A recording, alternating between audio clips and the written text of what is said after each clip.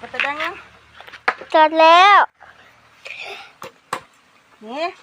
ยายจะตอกหัวเอาเนี่ยไปไกลๆคนสิจะเอาโดนกีดกายเดินกีดกายเห็นไหมคนทำงานเนี่ย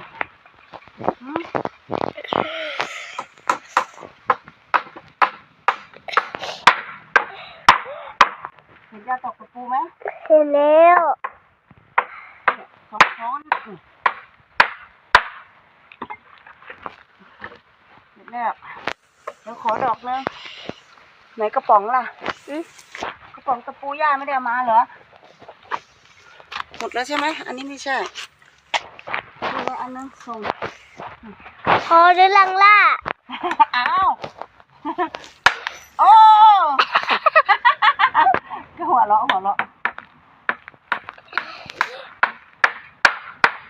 พอเห็นย่าตอกตะปูไหมเห็นแล้วพอแล้วอืม